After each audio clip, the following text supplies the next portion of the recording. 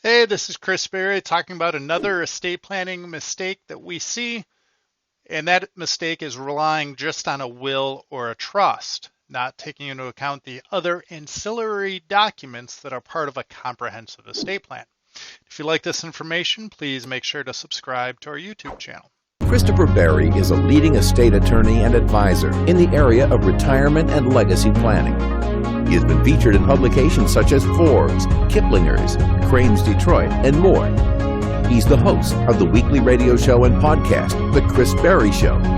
He's a national thought leader as it relates to retirement and legacy planning, and has authored the Amazon best-selling book, The Caregiver's Legal Guide. So when people think about estate planning, a lot of times they just think about a will or a trust. Like, what happens when I pass away? Where's my stuff go? And that's where we use the tools of a will, and a lot of times, more often than not, we use a trust. And there's different types of trusts we use, sometimes a living trust, sometimes a castle trust, which is an asset protection trust. But understand, when we're talking about estate planning, it's more than just a will or a trust. There's other things we need to take into account. For example, what happens if you get a knock in your head? You're in a coma, you're in a car accident, someone needs to make medical decisions for you, or you need long-term care. And that's where some of these ancillary documents come into play. So in addition to a trust and a will, a lot of times we'll have a financial power of attorney, which is a document that appoints someone to make financial decisions if you're unable to. A lot of times it might be a spouse first, then maybe the kids if they're adults. Who's going to pay your bills? Who's going to write checks? That's that financial power of attorney. Fourth key document is what's called a medical power of attorney. This is a document that appoints someone to make medical decisions if you're unable to. So you're in a coma, your spouse has passed away. Who's going to make those medical decisions? In Michigan, we call this a Patient Advocate Designation. Again, a document to appoint someone to make medical decisions. Goes over and above just a trust or a will, which talks about what happens when you pass away.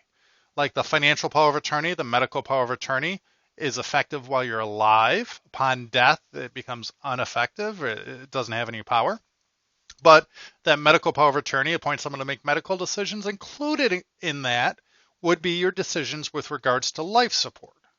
Okay, so you might have heard of Terri Schiavo. She was a woman down in Florida. She was in a vegetative state. Her husband wanted to remove her from life support. Her family wanted her to remain on life support. It became a big court battle that lasted over 8 years.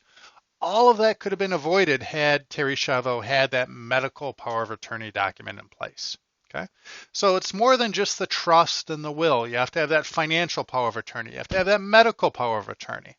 The next thing we think is important is what's called a personal care plan, which gives instructions to your financial and medical power of attorney on how best to care for you if you were to need long-term care. So if the medical power of attorney gives end-of-life decision-making, the personal care plan talks about long-term care decision-making. So we have the trust, the will, the financial power of attorney, the medical power of attorney, the personal care plan.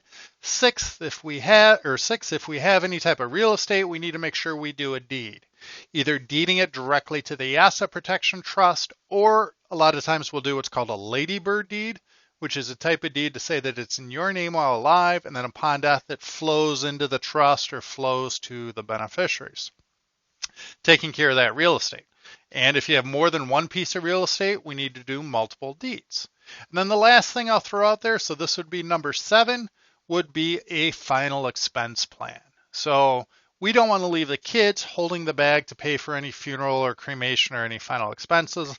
A lot of times our families will set money aside in what's called a final expense tool or trust so that it'll pay out within 24 to 48 hours to whoever the personal representative or trustee is to handle any final expenses. Much better way than naming one of the kids joint on any accounts, covers all those final expenses. So understand with estate planning, it's more than just a trust.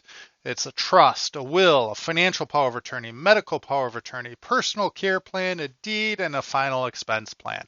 All of that is wrapped together in a comprehensive estate plan. So this has been Chris Berry with Castle Wealth Group. Thank you so much.